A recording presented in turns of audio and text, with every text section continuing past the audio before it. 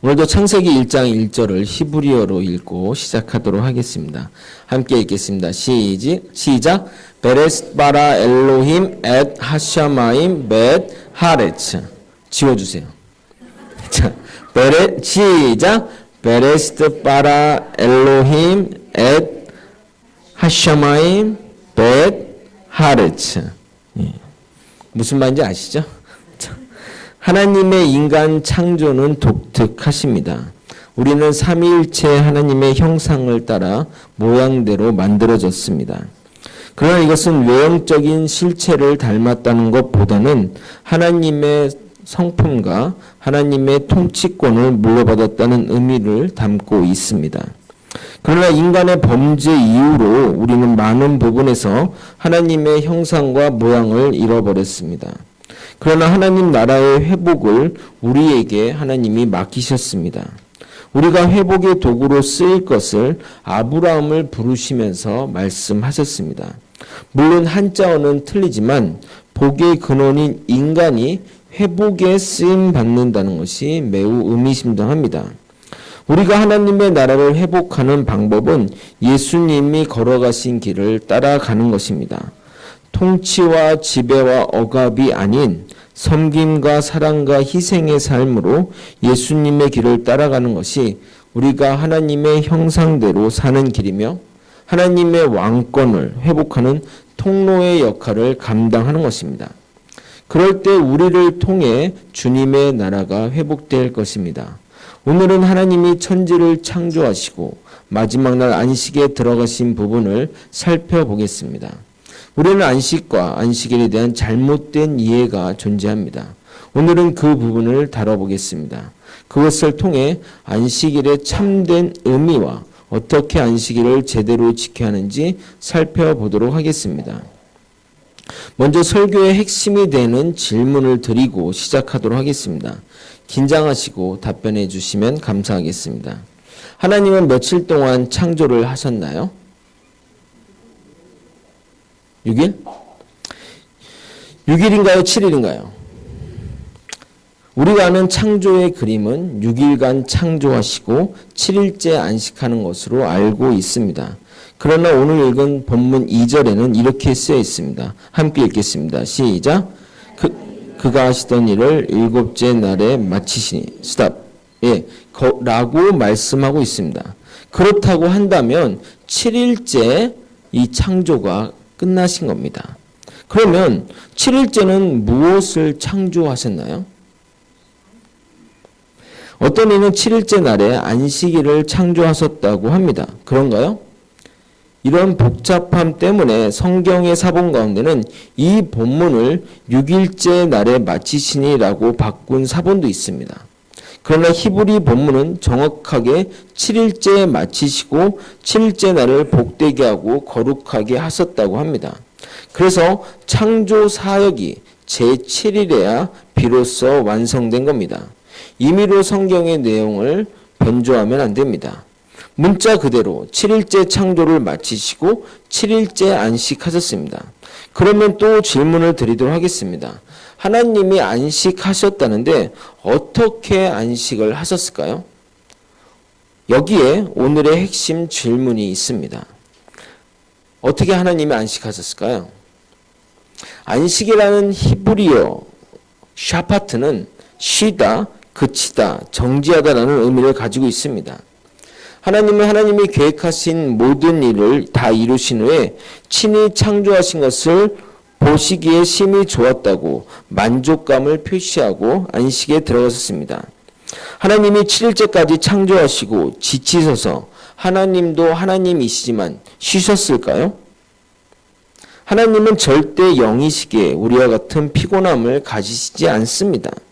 그러므로 하나님의 안식은 분명 인간적인 육체의 쉼을 의미하지 않습니다. 하나님의 안식에는 쉼, 그 이상의 의미가 있다는 말입니다. 그래서 안식의 바른 의미와 더불어 하나님이 안식일을 지정하시고 우리에게 안식을 허락하신 이유를 크게 두 가지 면에서 살펴보도록 하겠습니다. 안식의 정확한 개념을 이해하기 위해서는 요한복음 5장을 살펴보도록 하겠습니다. 베네스다 5장 한번 같이 볼까요?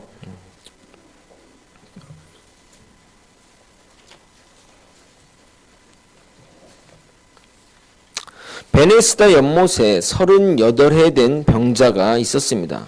그의 병이 오래된 것을 보고 예수님이 그에게 낫기를 원하냐고 물어보게 됩니다. 병자는 약간은 동문서답에 답을 했지만 주님이 그를 불쌍히 여겨 일어나 걸어가라고 했습니다. 이에 그가 나아서 자리를 들고 걸어 나가게 됩니다. 그런데 그 날이 안식일이었습니다. 유대 율법에 따르면 안식일에는 생명에 관련된 일이라도 병을 고쳐서는 안 되었습니다. 그래서 유대인들은 이렇게 물어보게 됩니다. 누가 너보고 자리를 들고 가라고 했는지 말입니다. 요한복음 5장 8절에서 10절을 제가 읽어드리도록 하겠습니다. 예수께서 이르시되 일어나 내 자리를 들고 걸어가라 하시니 그 사람이 곧 나아서 자리를 들고 걸어가니라. 이 날은 안식일이니 유대인들이 병난 사람에게 이르되 안식일인데 내가 자리를 들고 가는 것이 옳지 아니하리라. 그러자 병자는 나를 낫게 한 자가 걸어가라고 해서 걸어갔다고 말을 하게 됩니다. 나중에 예수님이 그를 찾아가서 병이 나았으니 다시는 범죄하지 말라고 하면서 38년 된 병자는 자신을 고친 사람이 예수님인 줄 알게 되었습니다. 병자는 이 사실을 유대인들에게 고하게 됩니다. 그러나 예수님의 이 칭찬받을 일이 안식일의 규례를 범했다는 이유로 박해가 시작이 되게 됩니다. 16절 읽어드리도록 하겠습니다. 그러므로 안식일에 이러한 일을 행하신다 하여 유대인들이 예수를 박해하게 된지라. 이것에 대해 예수님은 이렇게 얘기합니다. 내 아버지가 일하시니 나도 일한다고 말입니다. 즉 하나님이 안식일에 쉬신 것이 아니라 일하신다고 말한 겁니다. 예수님은 더 나아가 아버지가 한 것을 보았기에 내가 아들로서 그 일을 하는 거라고, 즉 태초부터 하나님은 안식일에도 일하셨음을 말하고 있는 겁니다. 17절에서 19절을 제가 읽어드리도록 하겠습니다. 예수께서 그들에게 이르시되 내 아버지께서 이제까지 일하시니 나도 일한다 하시매 유대인들이 이로 말미암아 더욱 예수를 죽이고자 하니 이는 안식일을 범할 뿐만 아니라 하나님을 자기의 친아버지라 하여 자기를 하나님과 동등으로 삼으심이로라. 그러므로 예수께서 그들에게 이르시되 내가 진실로 진실로 너희에게 이르노니 아들이 아버지께서 하신 일을 보지 않고서는 아무것도 스스로 할 수 없느니 아버지께서 행하시는 그것을 아들도 그와 같이 행하느니라. 그리고 예수님은 생명을 살리는 일에 아버지와 같이 아들도 한다고 말합니다. 21절 하나님께서 죽은 자를 일으켜 살리신 같이 아들도 자기가 원하는 자를 살리니라. 하나님은 창세 때부터 안식일에도 생명을 살리는 일들을 계속해서 하셨습니다. 결코 우리를 다스리시고 보살피는데 쉼 없으신 하나님이십니다. 그러나 우리가 생각해 볼 문제는 안식일에 일했다는 이유로 그것도 생명을 살리는 일을 했다고 박해를 받고 죽어야 할 죄인가 생각이 들 수 있습니다. 여기에는 역사적, 사회적, 종교적인 이유가 있습니다. 이스라엘의 멸망을 경험한 유대인들은 멸망의 원인이 하나님의 말씀을 제대로 지키지 못해서 일어났다고 생각하여 율법을 문자 그대로 따라 살아야겠다고 생각하는 사람들이 생겨났습니다. 그런 사람들이 일단의 무리가 형성이 됐고 그들 스스로 일반 사람들과 구별된 삶을 살겠다고 구별되다라는 의미의 바리새라는 명칭을 사용하였습니다. 이후에 사람들은 그들을 바리새파 사람들이라 부르기 시작하며 그들을 지칭하는 말이 되었습니다. 구별된 삶을 사는 사람들이 있다면 그렇게 살지 못하는 사람도 있을 것입니다. 그러다 보니 세상에서 철저하게 구별된 삶을 사는 사람들과 그렇게 살지 못하는 사람들이 그 사람들을 보면서 존경 어린 시선으로 보는 경향이 생겨나게 됐습니다. 이 바리새파 사람들은 이런 존경과 친송을 기반으로 하여 자신이 하는 일에 더욱 최선을 다하게 됩니다. 그래서 본인 스스로 지키는 것뿐만 아니라 사람들이 자신들과 같이 지킬 수 있게 가르치고 교육하기에 이릅니다. 어떻게 하면 철저히 율법을 지킬까 고민하고 연구하여 안식일에 관련된 규례만 몇 장에 이를 정도로 구체적으로 적용해서 지키게 하였습니다. 무엇은 일이고 무엇은 일이 아닌지 아주 세부적으로 구분해 놓았을 정도입니다. 이러한 사람들의 존경과 칭송은 자연스레 권력이 되게 되었습니다. 자신을 따르는 사람이 생기면 자연스레 그들 위에 서게 되는 것이 당연하기 때문입니다. 그러므로 자신의 만든 전통을 거부하는 것은 자신들에 대한 도전으로 밖에 여길 수 없었습니다.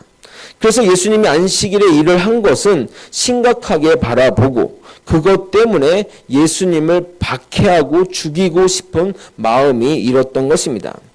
여전히 이스라엘은 이런 율법에 매여 삽니다. 제가 한번 이야기한 적이 있는 것 같은데 성지 순례로 예루살렘에 가게 되면 안식일이 되면 율법에 철저한 유대인들은 호텔에 와서 먹고 잡니다. 일을 안 해야 되기 때문에 호텔에서 주는 식사를 먹으면서 시간을 보내게 됩니다. 그래서 호텔에서 일하는 사람들 대부분이 아랍 사람들입니다. 운전기사들 대부분도 아랍 사람입니다. 그 안식일에도 운전을 해야 되니까 관광객들을. 심지어 엘리베이터가 층층마다 섭니다. 1층 열다 띵띵, 2층 갔다 띵띵 누르는 것도 일이기 때문입니다. 유명한 이 안식일에 대한 유명한 일화가 있습니다. 1948년 이스라엘 사람들이 지금의 팔레스타인 땅을 강제로 점령하고 거기에 거주하는 팔레스타인 사람들을 서안으로 몰아내게 됩니다. 이러한 일들 때문에 이스라엘은 계속해서 주변 아랍 연합군과 전쟁을 벌였습니다. 그러다가 1967년 3차 중동 전쟁이 벌어졌습니다.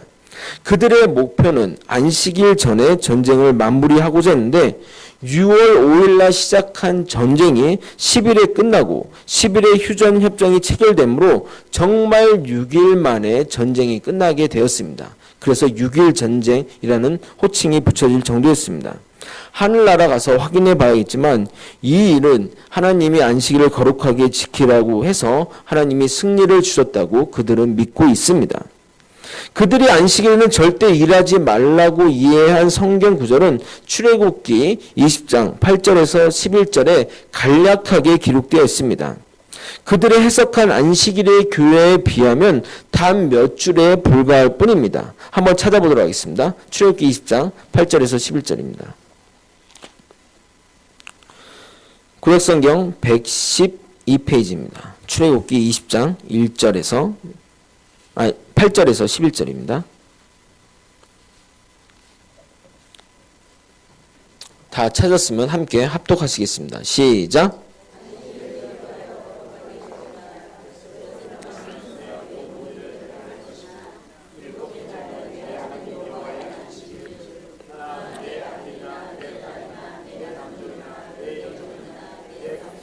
내 문 안에 머무는 객이라도 아무 일도 하지 말라.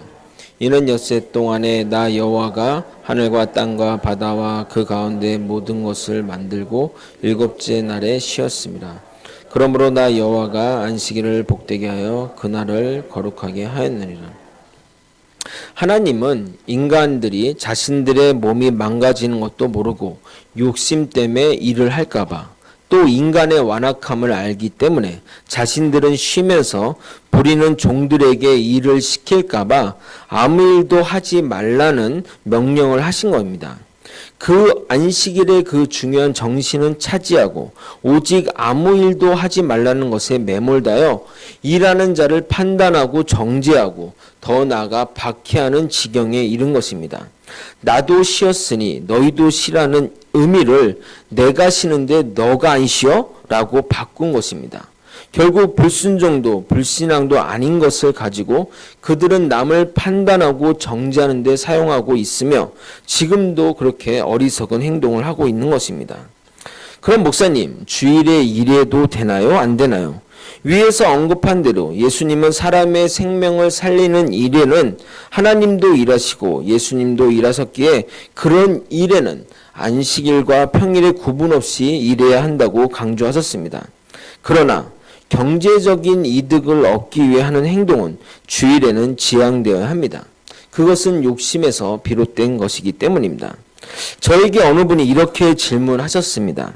오전에는 교회를 가지만 오후에는 사업장을 열고 있는데 그 이유는 시장이 주일날에도 여는데 자신의 상점이 메인 자리에 있어서 시장 상황상 닫을 수 없다고 말을 하면서 이래야 되나요? 말해야 되냐고 물어왔습니다. 마치 답을 정해놓고 물어보는 질문 같았습니다.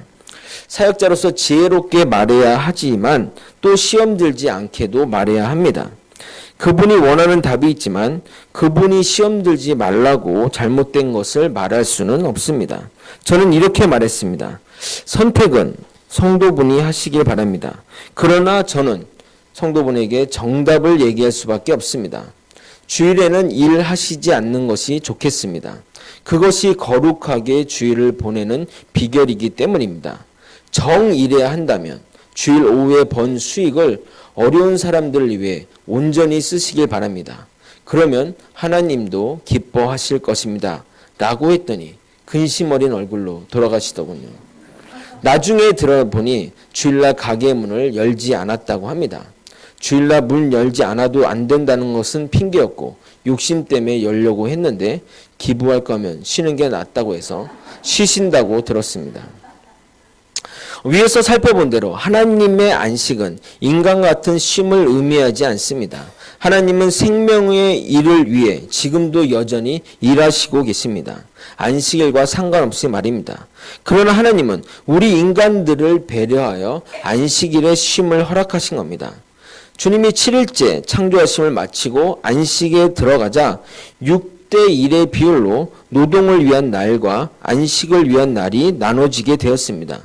그래서 6대 1의 비율로 된 7일을 한 단위로 하는 생활 패턴을 태초부터 갖게 된 것입니다. 의학과 사회학과 교육학 등 모든 분야에서 6대 1의 기본 비율은 노동과 휴식의 균형을 가지는 가장 효율적인 상태임을 증명하고 있습니다. 7일 일한 것과 6일 일하고 하루 쉬는 것이 더 효율적인 결과물이 나온 것이 수많은 연구 논문이 증명하고 있습니다. 7일에 하루 쉬는 개념과 제도는 오직 하나님의 창조 사역에 기인한 독자적인 것임을 알아야 합니다. 세계 모든 문헌 중에서 7일의 하루 안식일 제도의 기원을 보여주는 것은 오직 성경밖에 없었습니다. 하나님이 안 계셨으면 우리는 계속 일해야 됐을 것입니다.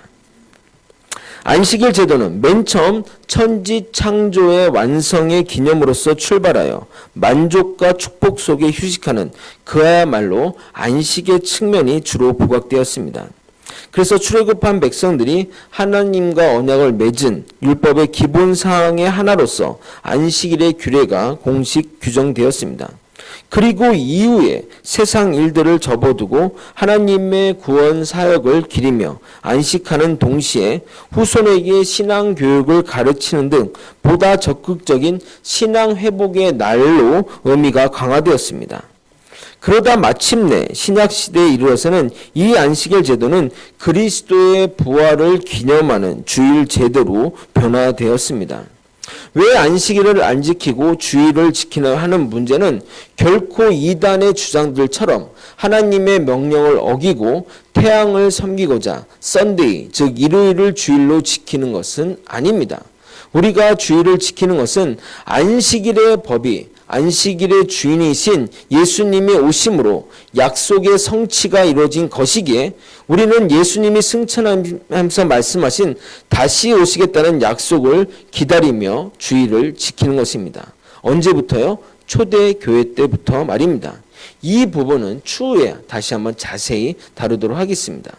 그래야 마침내 안식일 제도의 가장 기본 개념인 안식은 물론 이미 성취된 우리의 구원을 감사하며 모든 성도가 삼위일체 하나님께 직접 나와 경배하고 성도와 교제를 나누며 순전히 영적 교제에 힘쓰는 날로 발전된 것입니다. 그래서 쉼이라는 개념의 안식보다는 안식의 또 다른 의미인 그치다, 정지하다라는 의미가 하나님의 안식에 더 적합한 내용이 될 것입니다. 그것을 보증하는 성경 구절이 신명기 5장에 볼 수 있습니다. 한번 찾아보도록 하겠습니다. 신명기 5장 12절에서 15절입니다. 구약성경 269페이지입니다. 구약성경 269페이지입니다. 다 찾았으면 함께 합독하시겠습니다. 시작. 내 하나님 여호와가 내가 명령한 대로 안식일을 지켜 거룩하게 하라. 엿새 동안은 힘써 내 모든 일을 행할 것이나.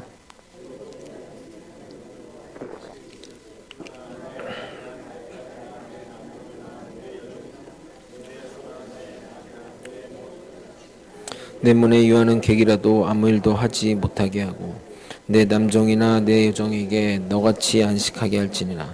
너는 기억하라. 내가 애굽 땅에서 종이 되었더니 내 하나님 여호와가 강한 손과 편팔로 거기서 너를 인도하여 내었나니 그러므로 내 하나님 여호와가 내게 명령하여 안식일을 지키라 하느니라. 12절부터 14절까지는 출애굽기의 안식일의 규례와 동일하게 심을 강조하며 일을 하지 말라는 취지로 안식일을 이야기한 것 같습니다.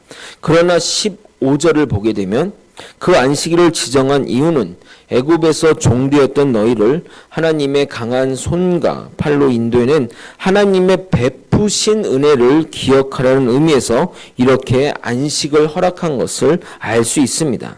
그러므로 주일은 주님을 기억하며 주님이 우리에게 베푸신 은혜에 감사하는 것이 안식일에 해야 할 일인 것입니다. 그것이 주일날 주님께 예배드리는 이유인 것입니다. 가끔은 육체적인 쉼으로 주일을 이해해서 주일에도 쉬어야 한다고 말하는 사람이 있지만 주일은 무엇보다 주님께 예배하고 주님을 기억하고 감사와 찬양을 올려드려야 하는 것입니다. 그것이 진정 쉬는 것입니다. 우리에게는 두 개의 다른 세계가 존재합니다. 첫째는 눈에 보이는 외부 세계 또는 공적 세계입니다. 측정 가능하고 눈에 보이기에 우리의 노력 여하에 따라 확장이 가능합니다. 이 외부 세계는 일이나 소유나 친분 관계 등을 통해 확대가 가능하고 성공과 인기와 부와 미모 등으로 쉽게 평가받을 수 있습니다. 또 하나의 세계는 내면 세계입니다. 이 세계는 선택과 가치가 결정되는 중심부이며 고독과 성찰이 추구되며 예배와 신앙 고백이 행해지는 장소입니다. 공적 세계는 우리에게 끊임없이 시간과 돈과 에너지를 요구하나 이 세계는 가시적이고 현실적이기에 우리가 그 유혹과 요구를 거절하기 쉽지 않습니다. 그러나 내면 세계는 공적 세계만큼 크고 넓은 세계임에도 불구하고 외부 세계처럼 가시적이고 유혹과 요구가 절대적이지 않기에 충분히 도외시하고 싶은 유혹에 빠지게 됩니다. 즉 회사 며칠 안 가는 것은 상상하기도 힘들지만 교회 몇 주 안 나오는 것은 그리 큰 문제가 안 됩니다. 물론 여러분이 빠지면 우리 서현자 선생님이 득달같이 전화하겠지만 교회 오래 다니신 분들은 어떻게 지혜롭게 변명하는지 잘 아십니다. 그러면 내면 세계를 무시하고 공적 세계를 치중한 삶을 살게 되면 그 문제가 나중에 큰 문제로 돌아오게 됩니다. 여러분 싱크홀이라고 아십니까? 멀쩡한 도로에 구멍이 갑자기 생기면서 지나가던 차나 사람이나 건물이 구멍에 빠지면서 순식간에 사라지는 현상을 말합니다. 어떠한 다른 사회적 어떤 그런 자연재해보다 예측이 불가능하기에 생각만 해도 무서운 현상이 아닐 수 없습니다.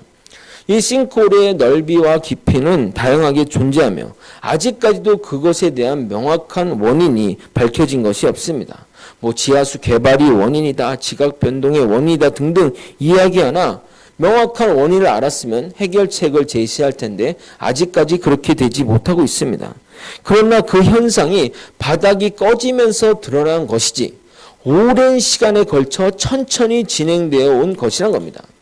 2010년에 과테말라시에서는 도심에 사람들이 사는 엄청난 그 도시에 무려 20층 높이의 구멍이 생겼습니다. 순식간에 3층짜리 건물이 사라지며 수많은 사생자가 발생시켰습니다. 생각만 해도 무서운 이야기가 아닙니까? 우리는 뉴스를 통해 연예인들이나 유명인들이 이해할 수 없는 행동을 벌이는 것을 보게 됩니다. 항상 웃으며 행복하던 사람이 갑자기 자살을 하거나 모범적으로 알고 있는 사람이 이해할 수 없는 행동을 벌이거나 또는 둘도 없는 애정을 보이는 부부가 갑자기 이혼을 하거나 이처럼 정상적인 생활을 하던 사람들이 갑자기 순식간에 무너지는 경우를 보게 되는데, 이러한 현상을 싱크홀 증후군, 싱크홀 신드롬이라고 말합니다. 최근에 농구선수도 이런 일을 벌인 적이 있었는데, 몇 년 전에 김수창 제주지방검찰총장이 길거리에서 음란 행위를 한 뉴스가 있었습니다. 그는 서울대를 수석으로 졸업하고 이른 나이에 고시를 패스하여 검사가 되어 제주지검장이라는 높은 지위에 오른 사람입니다. 물론 결혼도 하였고 자녀도 있고 사회적 지위나 경제적 지위로 보나 무엇 하나 빠질 것이 없는 사람이었습니다. 그런데 그런 분이 길거리에서 차문을 열어놓고 지나가는 대학생을 쳐다보면서 음란 행위를 했다는 것입니다. 사람들이 이 뉴스를 처음 접했을 때 반응이 뭐였냐면 도대체 왜? 라는 반응이 대부분이었습니다. 사람들은 그의 행동을 이해할 수 없었습니다.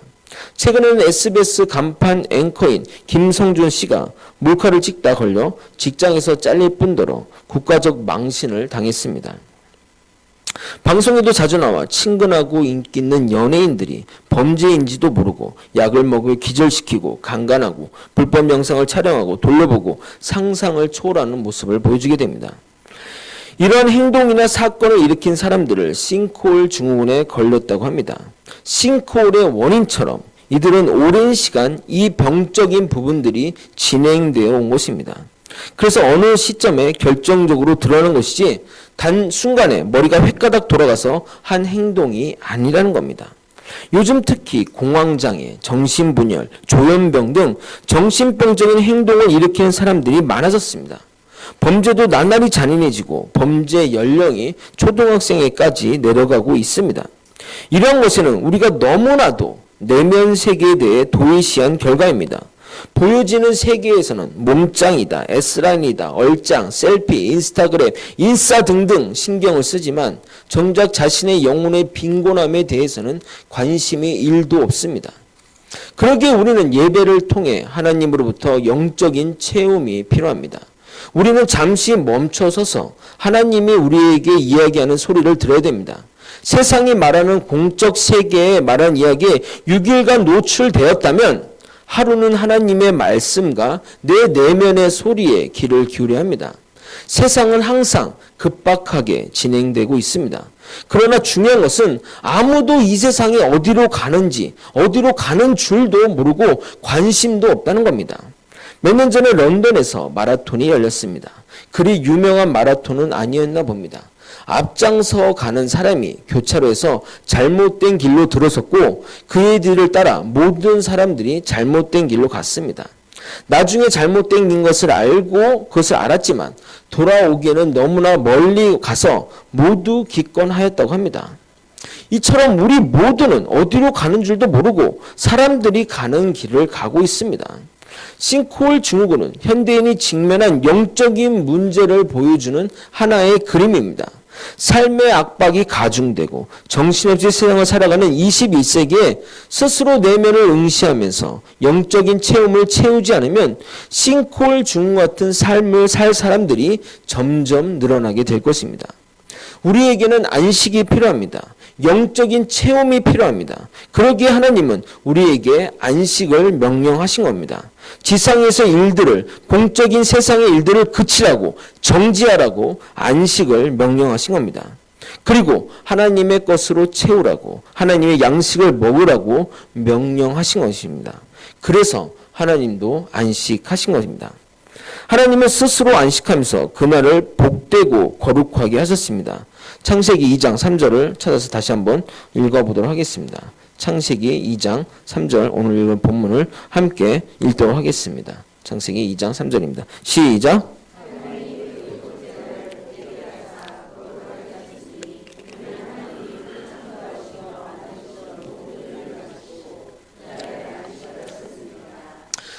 복의 의미로 쓰인 히브리어 바라크의 문자적 어원의 정의는 무릎 꿇다, 경배하다, 찬양하다라는 의미를 가지고 있습니다.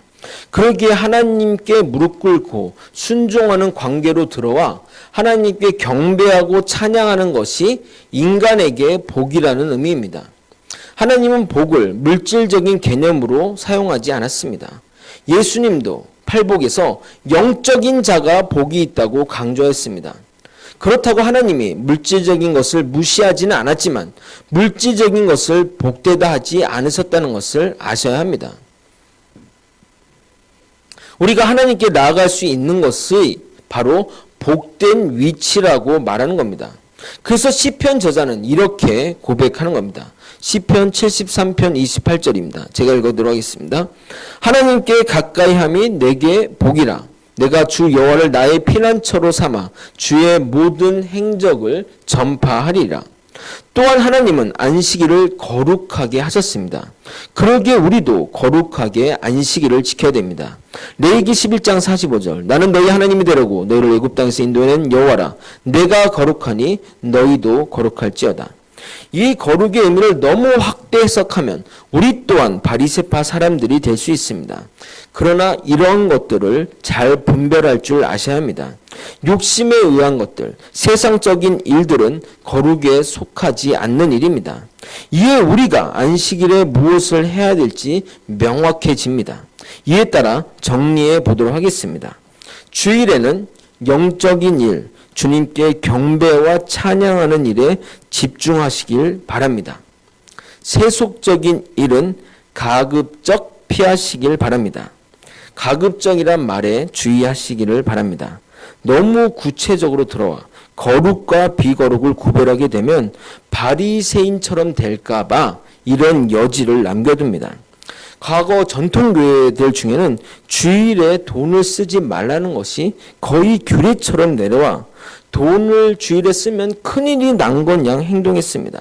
그래서 주일에 써야 될 물건은 토요일에 타서 이렇게 쟁겨놓거나 준비해놓고 어쩔 수 없이 주일에 돈을 써야 된다면 월요일날 계산하는 눈 가리고 아웅하는 이런 식의 그렇게 했습니다. 성도 중에는 돈을 안 쓰려고 차를 타지 않고 교회에 걸어서 오기도 하였습니다. 실제 있었던 일인데 서울 모교의 어느 전도사가 얼마 되지 않은 때 일이에요. 주일날 성도들과 대화하려고 커피숍에 갔다가 지나가던 장로님이 그걸 보고 사임시킨 일도 있었습니다. 어떤 이들 중에는 주일은 거룩하게 지켜야 하니 봉사나 헌신을 전혀 하지 않고 예배만 집중하겠다고 하는 분이 있습니다. 교회라는 공동체가 지속되려면 누군가의 헌신과 봉사가 필수적입니다. 거기에 거룩과 비거룩의 잣대를 들이댈 수 없습니다.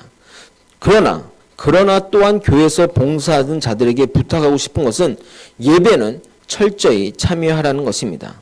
예배를 온전히 참여하고 봉사를 해야 탈진이나 시험에 들지 않습니다.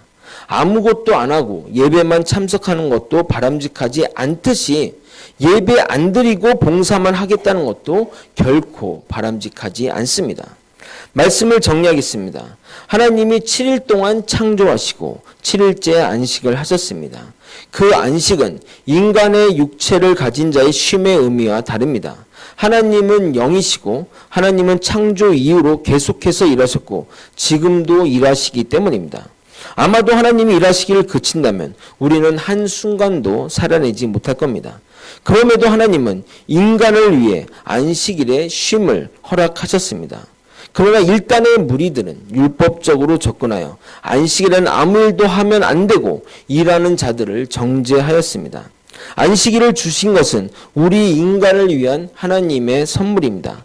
이 안식일 정신에 맞게 우리는 생각하고 행동해야 합니다. 이 안식일의 참된 의미는 우리 일상의 삶의 그침에 초점을 더 맞춰야 합니다.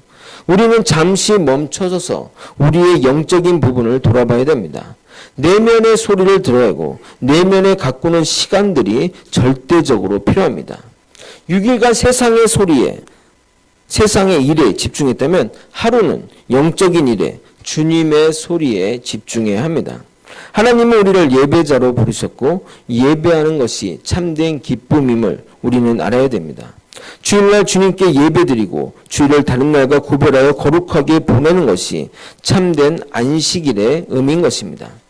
우리가 이런 것을 무시하고 세상의 일과 세상 소리에 매여 살게 되면 결국 우리는 내면이 무너져 구멍이 뚫리며 붕괴되는 현상을 경험하게 될 것입니다. 그러기에 우리는 철저하게 안식이 필요한 것입니다.